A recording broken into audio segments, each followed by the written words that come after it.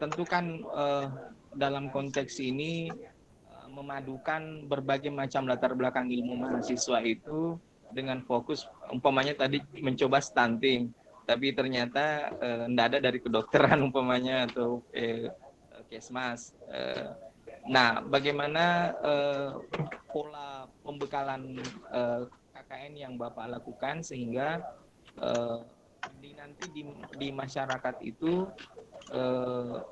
apa isinya fokus kegiatannya dilakukan oleh KKN ini sehingga tidak apalagi namanya tidak nanti hasilnya menjadi sesuatu yang untuk umpamanya saya tadi apakah mungkin masalah ekonominya dulu atau masalah stuntingnya sehingga ini menjadi format yang bisa kami pelajari untuk memberikan bahan kepada perguruan tinggi lain untuk melakukan hal yang sama sehingga karena kalau kami kan mengistilahkan menjadi KKN tematik tuh Pak. Jadi ada fokus yang dikembangkan di desa, tidak usah terlalu banyak, mungkin 1 atau 2, tapi itu bisa bermanfaat nanti. Kemudian nanti transfernya bagaimana, karena saya tahu infrastruktur di Tangaya mungkin belum terlalu bagus.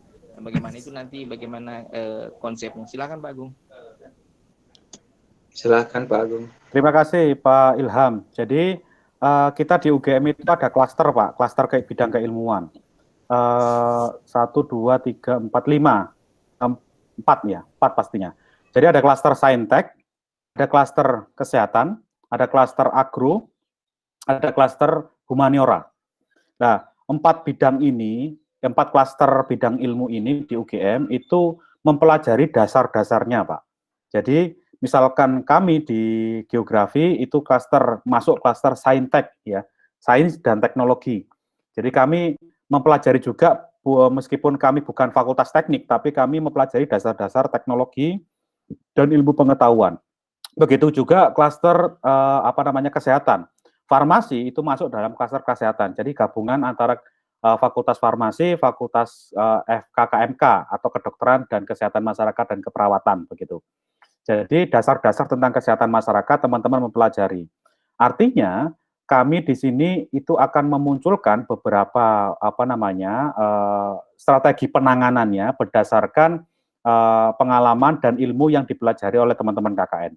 Tetapi teman-teman KKN prinsipnya tidak berjalan sendiri, akan berkoordinasi dan berkomunikasi dengan stakeholder setempat. Ya seperti tahun lalu itu klaster. Kalau tahun lalu itu ada beberapa mahasiswa kedokteran begitu yang mau gabung, Pak. Tetapi ketika sudah dijelaskan tentang lokasi dan menjangkaunya ke silos itu seperti apa, pada mundur semua, Pak. jadi nggak masalah. Artinya ilmunya sudah kita tangkap. Kemudian teman-teman kemarin misalkan Mas Juson gitu dari farmasi itu selalu berdampingan dengan kepala puskesmas dan dokter puskesmas yang ada di sana. Kemudian berdiskusi dan mengevaluasi dan membuat strategi bagaimana manajemen kesehatan masyarakat yang ada di lokasi silos begitu. Jadi keahlian teman-teman itu yang dipraktekkan di saat ini adalah sesuai dengan amanah Pak Menteri, bukan hanya pada konteks ilmu pengetahuan di kampus, tetapi penerapan di lapangan itu harus sesuai dengan tema-tema atau kebutuhan di lapangan secara langsung. Itulah proses untuk menerapkan secara langsung di lapangan. Nah, proses di situ sudah ada pembekalan-pembekalan khusus yang telah dilakukan oleh UGM, bagaimana menerapkan ilmu pengetahuan yang secara teoritik di kampus, dan kemudian dibahasakan sederhana sesuai dengan kebutuhan masyarakat. Itu sistem KKN tematik yang kami buat, prosesnya seperti itu, Pak, dalam pembekalan. Kemudian pertanyaan yang kedua, terkait dengan fokus, ya, fokus. Fokus kami itu tidak tema kita adalah wilayah. Ya, jadi wilayah itu adalah satu tema sendiri, Pak. Ya, jadi ketahanan wilayah itu yang kita evaluasi. Nah, bentuk ketahanan wilayah ada 4 tadi itu. Nah, 4 tadi itu memang banyak sekali khususnya. Tetapi di setiap bidang itu ada fokusnya nanti, ada fokusnya. Contohnya terkait dengan pendidikan, itu adalah pendidikan kontekstual baik di formal maupun non formal. Begitu, Pak. Itu yang terkait dengan pendidikan. Nanti kegiatannya macam-macam, mau mengajar ngaji atau apa itu nanti, tapi branding kita itu adalah pendidikan, sebetulnya pendidikan non formal tentang kontekstual skill, Pak. Yang branding kita itu seperti itu.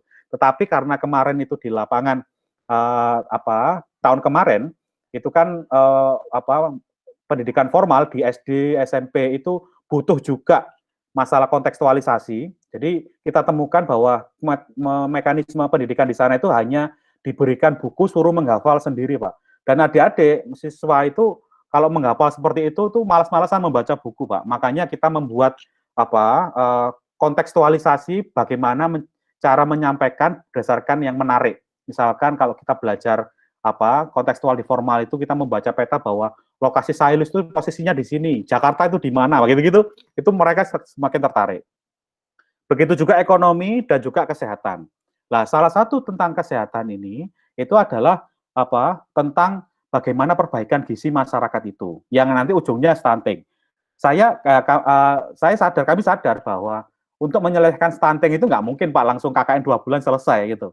Tapi minimal ada awalan dan kesadaran masyarakat kita memunculkan isu ini ke permukaan yang nanti harapannya para pemangku kebijakan lokal, Pemda, Kades dan juga masyarakat, tokoh-tokoh masyarakat di sana menyadari bahwa di sini itu potensi stunting dikarenakan salah satunya adalah kesehatan ibu dan anak yang dipengaruhi oleh salah satunya makanan dan beberapa faktor lain. Nah, faktor lainnya itu nanti akan kami sampaikan di dalam rancangan, video tutorial, pengetahuan, pendidikan kontekstual. Begitu Bapak. Jadi ini ujungnya adalah ketahanan wilayah. Itu tema kita, ketahanan wilayah, resilience. Terima kasih Pak. Tadi Pak Ilham, Pak. Pak Ilham, ya. Share nomor WA Pak Agung. Oh siap. Siap.